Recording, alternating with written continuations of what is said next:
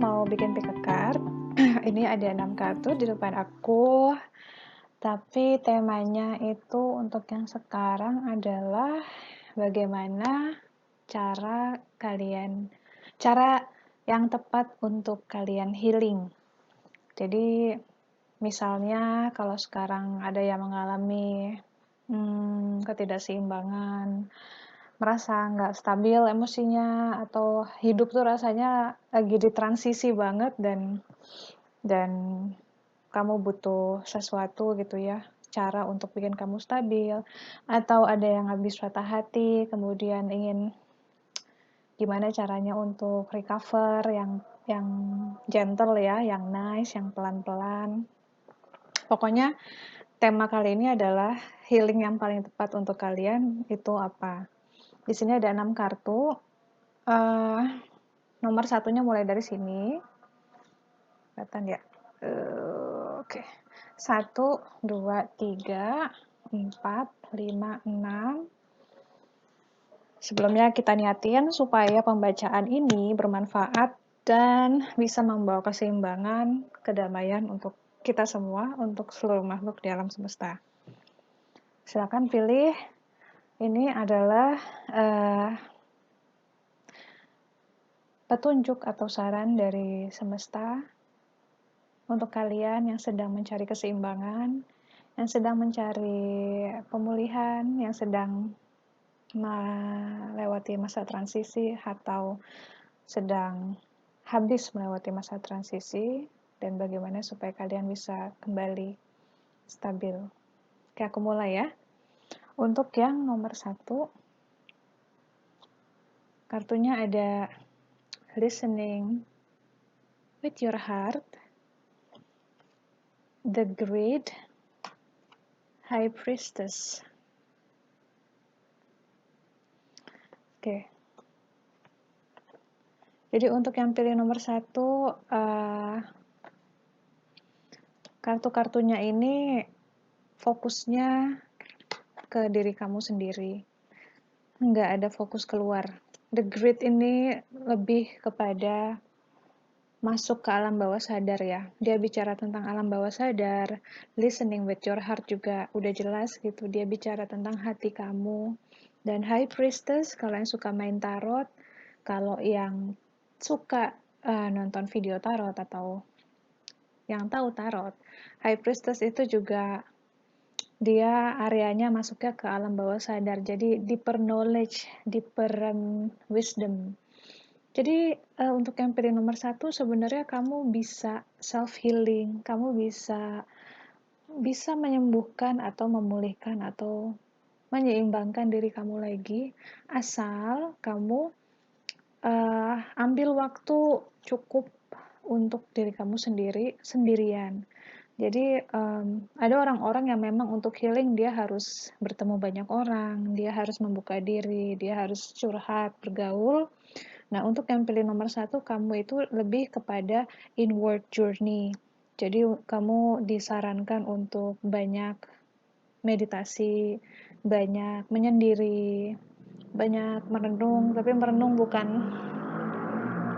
merenung yang sifatnya depresif ya. Di sini karena kamu sebenarnya punya kemampuan menggali kebijaksanaan atau menggali pengetahuan semesta, kayaknya yang nomor 1 ini tuh kamu tuh sebenarnya very wise, you are very wise, very old gitu ya, mungkin soul-nya juga. Jadi take time lah, heningkan diri sehingga soul nanti kamu dibimbing kok sama soul kamu sendiri, kamu harus ngapain. Asal kamu harus hening, benar-benar biasain meditasi gitu ya, barang 5-10 menit setiap pagi sama setiap malam. Lalu banyak jalan, kalau misalnya suka gitu jalan pagi sendirian gitu ya, just be with nature aja, sama alam gitu, menyatu sama alam, nanti akan lama-lama kedengeran sendiri kamu itu harus ngapain, dan ikutin aja, ikutin tubuh kamu, ikutin petunjuk-petunjuk yang memang muncul dari dalam hati. Dan Kamu juga sebenarnya punya psychic power yang lumayan besar. Kamu mungkin punya indera keenam, karena yaitu tadi, kamu old soul, kamu wise, jadinya nggak sulit, sebenarnya nggak sulit untuk kamu untuk self healing, ya. Kamu bisa banget nyembuhin diri kamu bisa banget mulihkan diri kamu. Kamu hanya harus nurut nurut sama apa yang hati kamu bilang, kamu nurut sama petunjuk-petunjuk dari jiwa kamu. Nah, supaya ini lancar, logika itu harus sedikit volumenya dikecilin. Karena aku tahu tantangan orang-orang seperti ini sama kayak aku juga gitu ya. Mungkin kalian adalah empat atau kalian adalah aku males sebenarnya pakai label ya, tapi punya sensory perception yang agak tinggi gitu. Mungkin kalian peka. Biasanya orang-orang seperti ini challenge-nya adalah mereka terbentur sama logika. Jadi hati ngomong A, logikanya ngomong B. Dan biasanya kita suka takut melawan logika ya, karena logika itu biasanya dibentuk oleh norma, biasanya dibentuk oleh pengetahuan yang kasat mata gitu. Jadi misalnya tubuh sebenarnya hanya butuh asupan air misalnya dari ketimun atau dari pepaya. Ini pengalaman pribadi, aku share sedikit ya. Kalau orang bilang kan kita harus minum 8 gelas sehari minimal gitu. Nah, tapi aku itu kalau dengerin tubuh aku itu nggak perlu minum sebanyak itu. Aku bisa minum hanya misalnya 4 gelas air putih maksimal. Tapi tubuh aku minta air, sumbernya bukan dari air putih sisanya. Dia minta air dari buah. Jadi kayak misal dari ketimun, dari pepaya itu lebih mudah diserap untuk tubuh aku. Nah, kalau aku mau ikutin logika kan kayaknya, 4 gelas kayaknya dikit banget ya, nanti gue dehidrasi gitu. Jadi logika itu bisa bikin kita takut. Padahal kan setiap orang kemampuan kapasitas menampung air dalam ginjalnya itu beda-beda. Jadi kalau memang kamu cukup peka, kamu cukup in tune sama tubuh kamu, sama hati kamu, dia akan menuntun kamu bagaimana self-sustain yang cocok hanya untuk kamu. Makanya memang nggak bisa dipukul rata. Ada orang yang uh, cukup misalnya tidur hanya dengan 4 jam, 6 jam sehari, ada yang butuh 8 jam.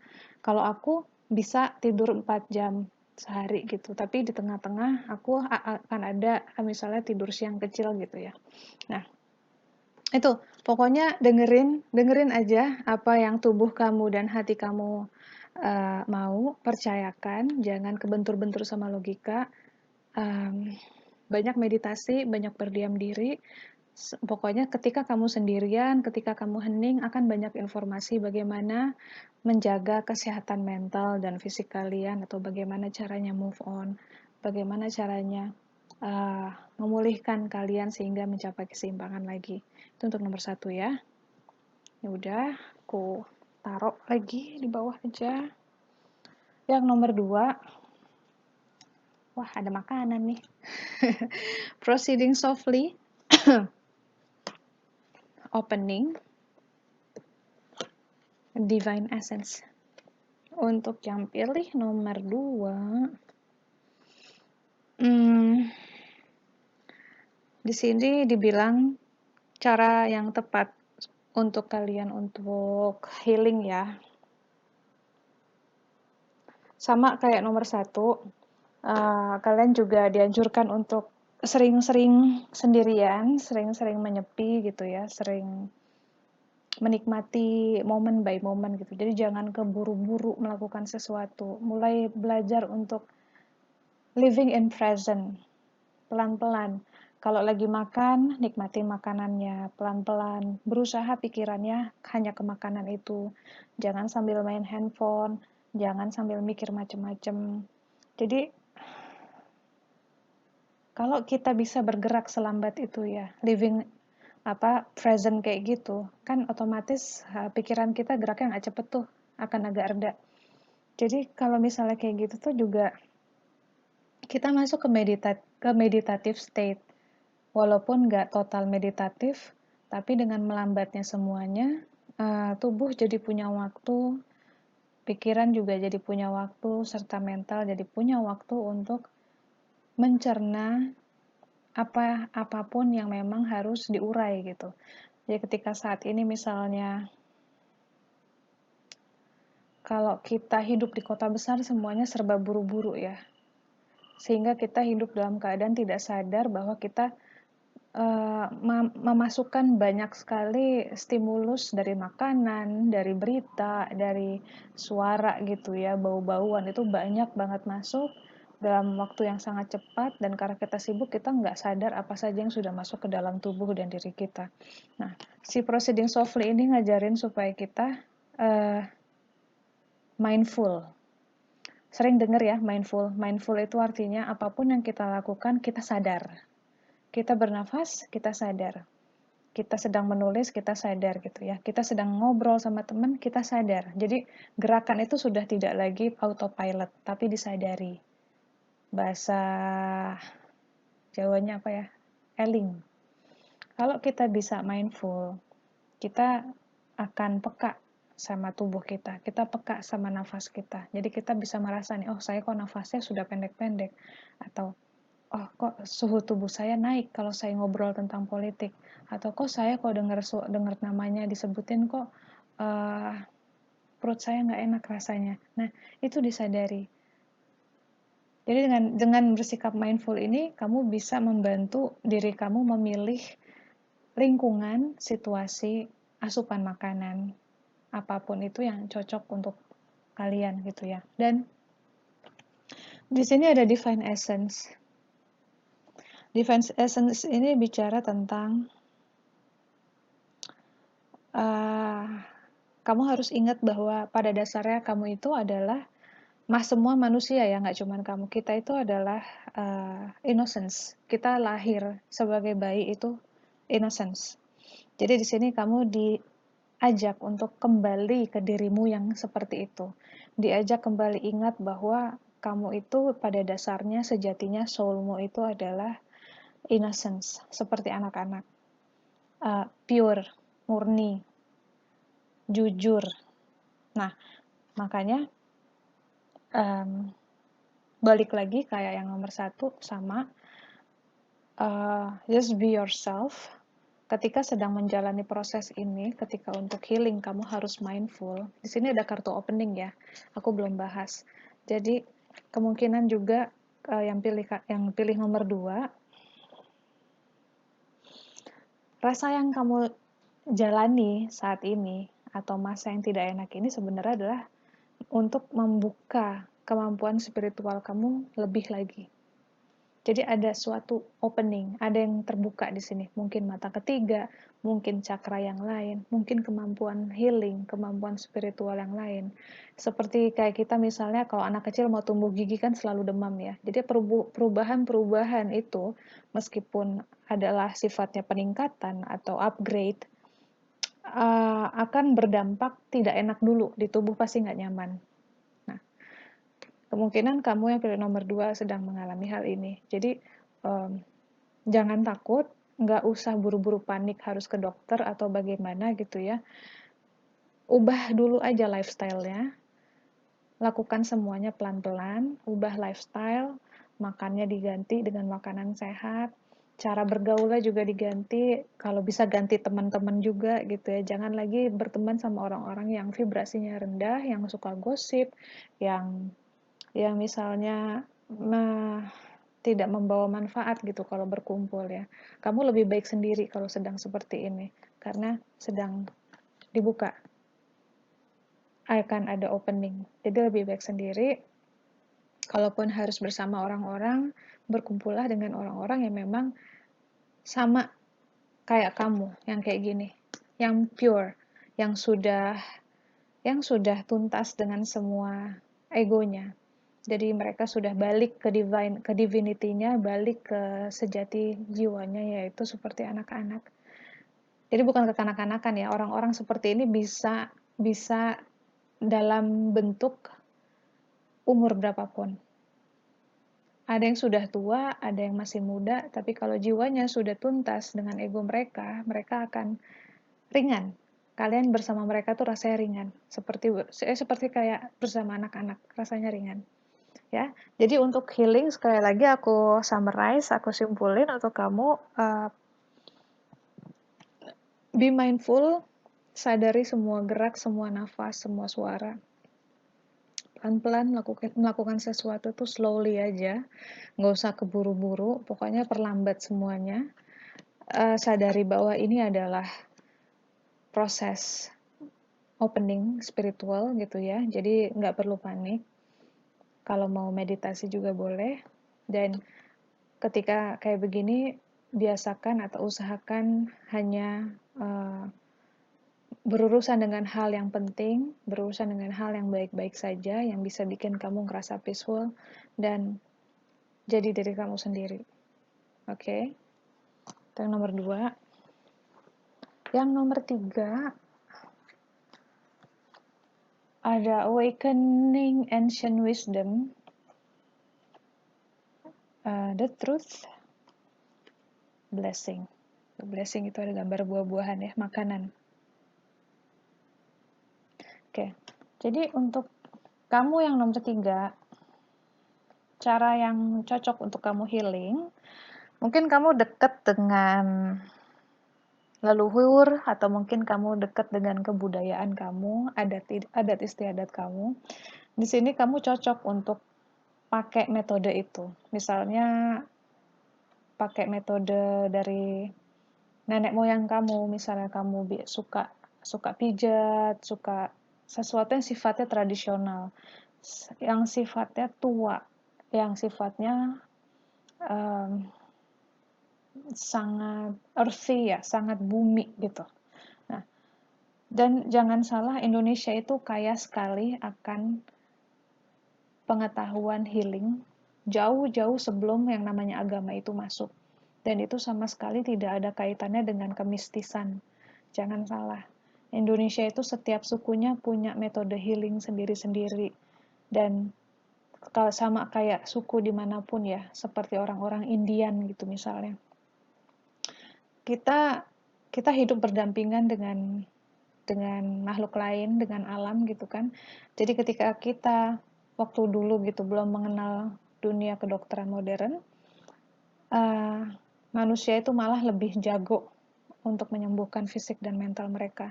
Karena mereka benar-benar melihat pergerakan, melihat energi, mengamati bahwa tubuh kita itu kekurangan elemen apa, kelebihan elemen apa. Mereka juga hanya mengambil sumber-sumber yang natural dari bumi gitu ya, dari alam sekitar untuk membantu menyeimbangkan tubuh.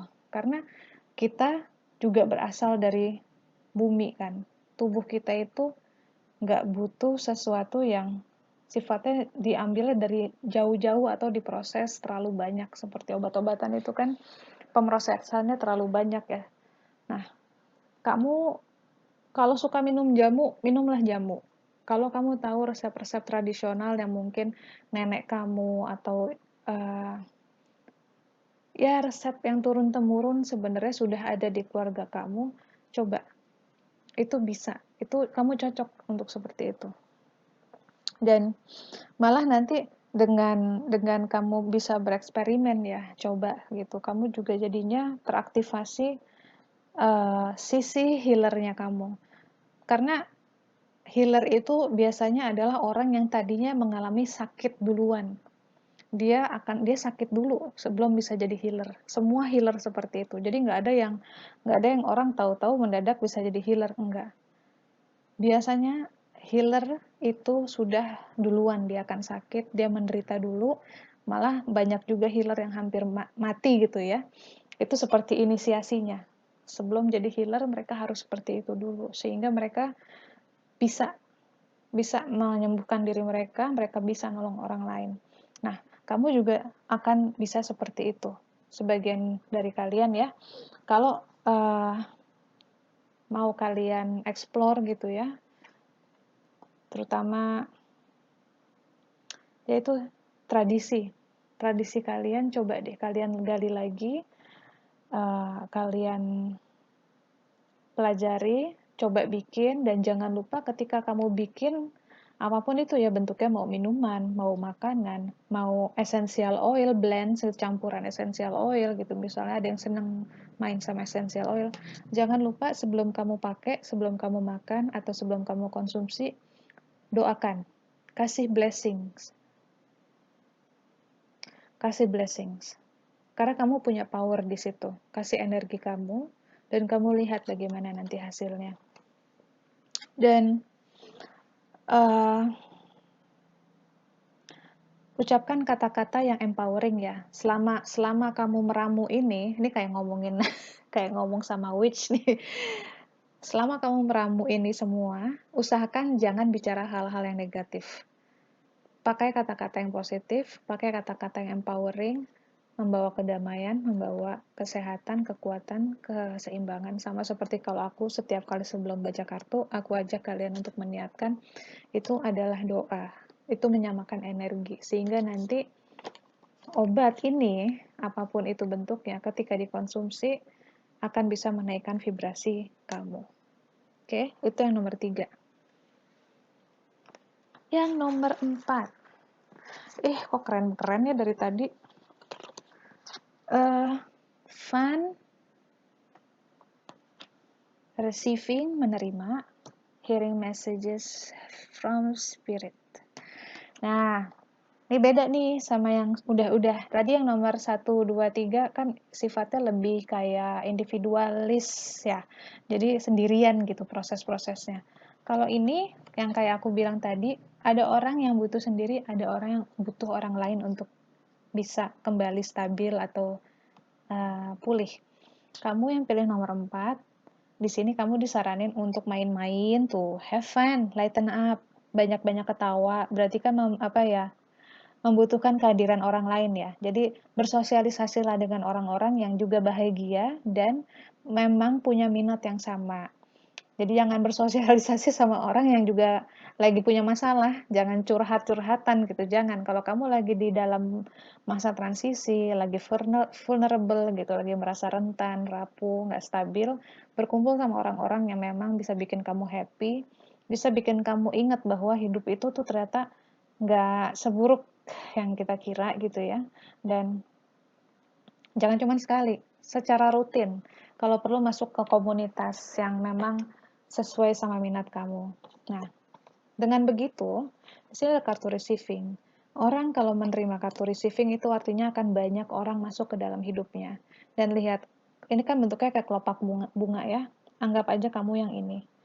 Kelopak-kelopak bunga ini adalah orang-orang yang akan datang ke hidup kamu dengan cahayanya masing-masing membantu kamu. Jadi misalnya nanti yang datang adalah seorang healer, ya dia akan membantu kamu healing. Yang datang misalnya ada seorang guru yoga misalnya, dia akan membantu kamu supaya kamu lebih sehat dari segi fisik. Misalnya yang datang adalah teman baru, dia akan membantu kamu lebih ceria. Jadi gitu, masing-masing akan datang dengan peran yang berbeda-beda hanya untuk supaya kamu itu uplifted, agar membantu proses pemulihan dan kestabilan kamu berjalan dengan baik. Nih, ini 2 ya, fun dengan receiving ini berhubungan sama orang banyak. Yang terakhir ini di kartu kamu ada hearing message from spirit. Ini kamu juga berbakat untuk mendengar pesan dari spirit. Kamu mungkin old soul, kamu mungkin indigo, apapun yang mau kamu pakai untuk label. Di sini dianjurkan jangan takut ketika kamu mendapat pesan itu. Justru kamu harus dengerin. Dan bagaimana supaya pesan itu dapat langsung dan lancar kita terima, kamu disarankan untuk membersihkan diri. Jadi kayak saluran ya, kayak selang. Kalau misalnya selangnya kotor, banyak lumut, airnya kan juga suka macet-macet keluarnya ya, dan kuning-kuning gitu misalnya. Aku menganalogikannya seperti itu. Jadi kalau kita misalnya hidup yang nggak sehat, makannya berantakan, sering makan junk food, merokok, minum alkohol, terus sering dengar berita yang serem-serem, gosipin orang, itu berarti saluran kita sudah kotor.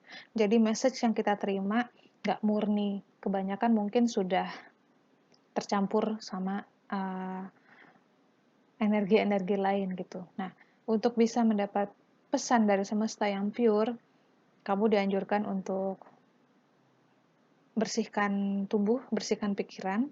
Kalau tubuh udah jelas ya, kalian bisa ganti pola makan, banyakin makan sayur, kurangi makan daging gitu kan.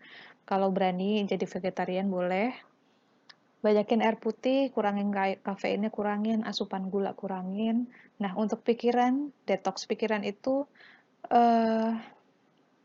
mulai belajar untuk tidak melihat bacaan-bacaan di media sosial yang sifatnya low vibration ya. Low vibration itu seperti gosip, berita-berita yang sifatnya negatif, seperti berita-berita perampokan, pembunuhan, apapun itu, nggak usah didengar, nggak usah dibaca, karena nggak penting gitu. Karena kita hidup kalau misalnya gini, itu nggak ngajarin kita untuk present.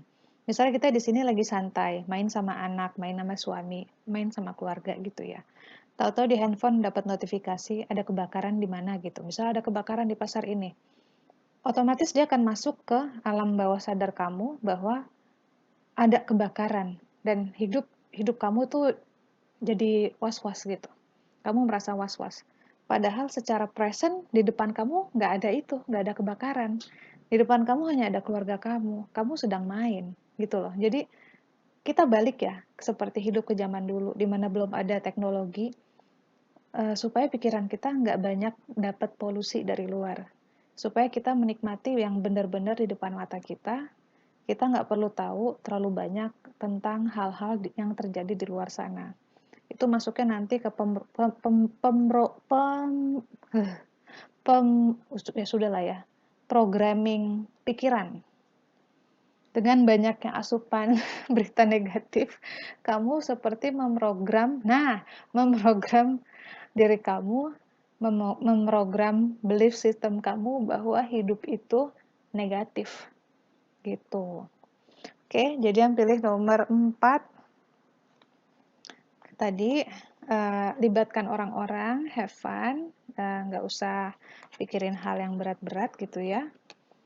Nikmati bersosialisasi dengan orang-orang yang positif. Dan yang terakhir ini, bersihkan diri dan pikiran agar kamu bisa menerima pesan dari semesta bagaimana hidup yang baik dan seimbang supaya kamu bisa pulih dengan lebih cepat.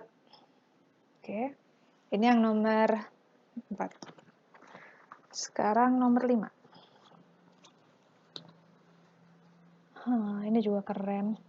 Ada cherishing self. Ini juga makanan tuh. Divine guidance. Materialization. Yang pilih nomor 5, kamu punya kekuatan pikiran yang sangat kuat, jadi apapun yang kamu pikirkan itu bisa mewujud dengan cepat dan mudah. Nah, kalau punya power kayak begini, kamu sebenarnya bisa dengan gampang move on, atau pulih, atau menjadi stabil loh. Asal pikiran kamu isinya positif semua. Ya, jadi karena kekuatan pikiran kamu itu besar, kalau misalnya isi pikiran kamu negatif, ya jadinya yang terjadi negatif semua. Oke, nah tapi jangan khawatir. Di sini ada Divine Guidance. Ini kartu yang paling aku suka dari deck Divine Guidance karena dia adalah aku menganggap kalau kartu yang ini keluar ini berarti Tuhan sudah turun tangan langsung, tidak pakai perwakilan siapa-siapa. Kamu benar-benar dibimbing langsung oleh alam semesta, oleh Tuhan, oleh sang sumber, whatever you wanna call it ya, terserah mau nyebutnya apa.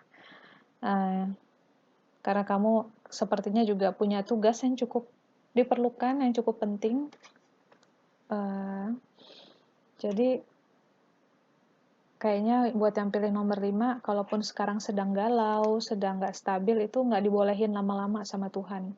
Karena kamu orang yang cukup penting dimanapun kamu berada, mungkin di komunitas kamu, di tempat kerja, di keluarga, Atau mungkin kamu nggak tahu kamu itu penting gitu. Ada loh, kita kebanyakan jadi manusia itu memang kita kadang-kadang suka merasa, "Apaan sih, gue nggak ada apa-apanya," gitu. Tapi ternyata di mata Tuhan itu, peran kamu itu penting dalam keseimbangan alam semesta. Nah, kamu yang nomor 5,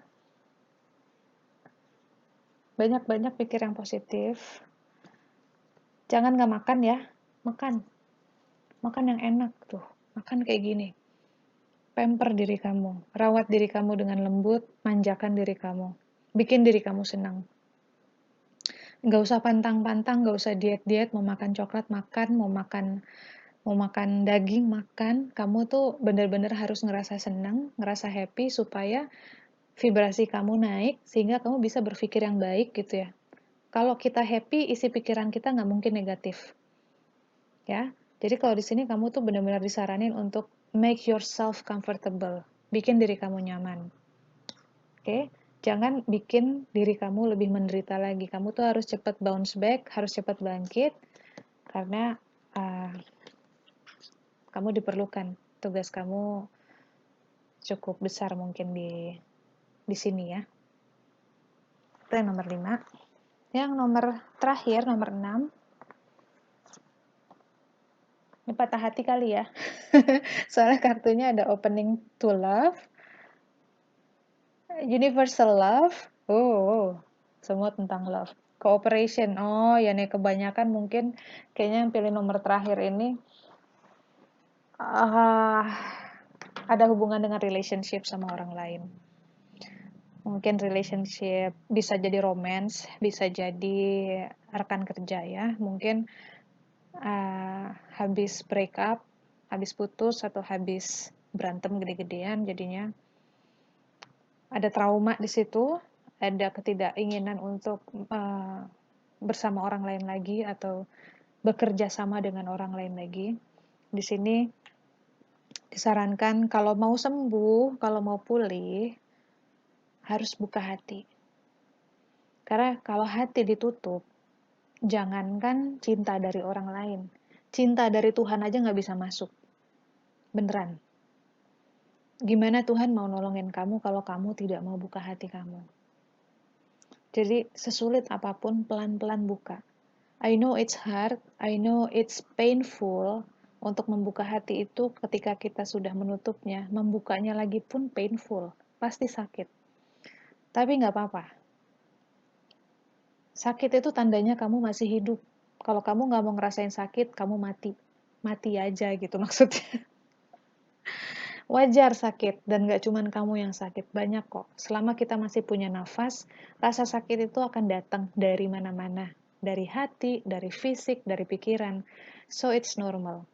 So open your heart, buka hati, izinkan itu hati kena udara, kena angin, kena sinar matahari, dapat cinta dari mana-mana gitu. Ya, kamu deserve it, kamu pantas kok untuk dicintai lagi. Jadi buka hati itu. Orang lihat tuh, hati kamu segede gitu, berkobar, menyala, masa mau kamu kurung? Kan sayang loh. Karena hati manusia itu gelombangnya itu bisa menyembuhkan banyak makhluk ketika dia dalam frekuensi cinta. Jadi nggak usah mikirin diri kamu sendiri juga.